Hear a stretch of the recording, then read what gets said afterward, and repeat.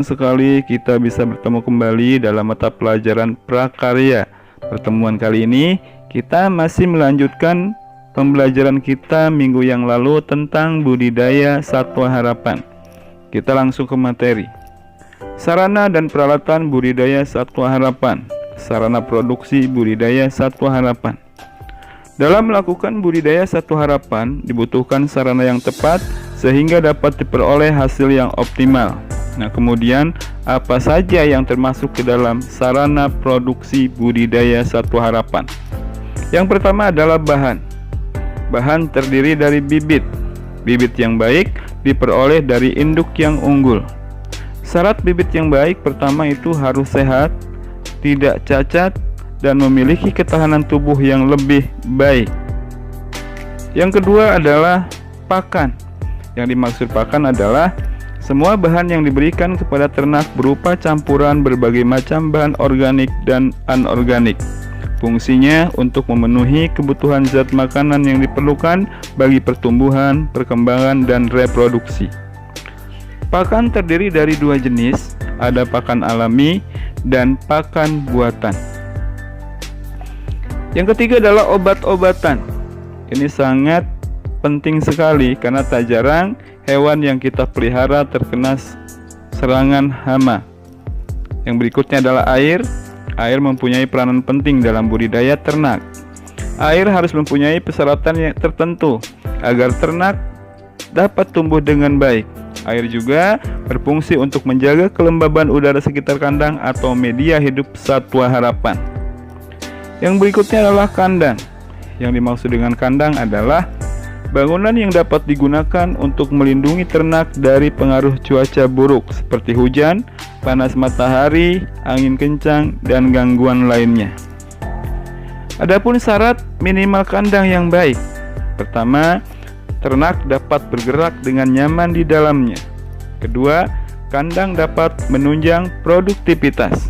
Ketiga, kandang memiliki sirkulasi udara yang lancar. Keempat, kandang mudah dibersihkan. Kelima, kandang dapat melindungi ternak dari terik matahari, hujan, dan kondisi lingkungan yang dapat mengganggu kesehatan ternak. Keenam, kandang dapat mempermudah pekerja dalam mengelola ternak. Yang ketujuh, kandang memiliki saluran pembuangan limbah yang layak dan tidak mengganggu lingkungan. Sarana berikutnya setelah bibit adalah alat. Alat apa saja yang digunakan ketika kita berbudidaya satwa harapan?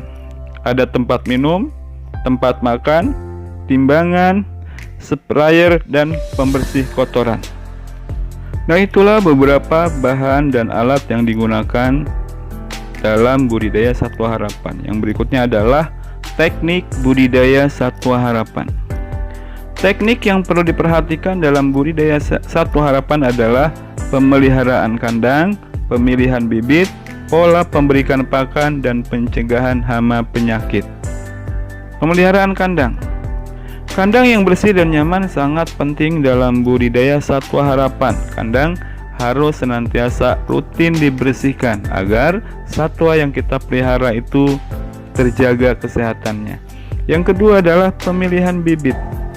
Yang dimaksud dengan bibit ternak adalah ternak yang mempunyai sifat unggul dan mewariskan serta memenuhi persyaratan tertentu untuk dikembangbiakan. Nah, pemilihan bibit ini adalah kunci utama ketika kita akan membudidayakan satwa harapan. Penampilan fisik ternak yang sehat, lincah, bentuk tubuh yang bagus, seimbang, dan tidak cacat adalah ciri-ciri calon bibit yang baik. Pemberian pakan. Pakan merupakan faktor utama penentu tingkat produktivitas. Biaya pakan menempati 60-80% dari jumlah total biaya usaha peternakan. Pakan yang diberikan kepada ternak itu biasanya berbeda-beda, disesuaikan dengan jenis ternak, umur, dan produktivitas ternak. Pemberian pakan harus memperhatikan jumlah kebutuhan, waktu pemberian, dan cara pemberian pakan. Yang keempat adalah pencegahan hama penyakit. Secara garis besar, ada dua jenis hama yang sering ditemui. Yang pertama, hama yang berperan sebagai kompetitor dalam pakan seperti semut, kutu tanah, dan rayap. Yang kedua, hama yang berperan sebagai predator seperti tikus, kadal, toke, ayam, dan bebek. Untuk mengantisipasi hama tersebut, ada beberapa langkah yang harus diperhatikan. Yang pertama, jagalah kebersihan lingkungan. Yang kedua, antisipasi semut dengan kapur semut.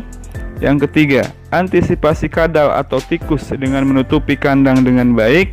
Yang keempat, antisipasi kutu tanah dengan fermentasi media cacing. Nah, ini adalah beberapa teknik budidaya satwa harapan.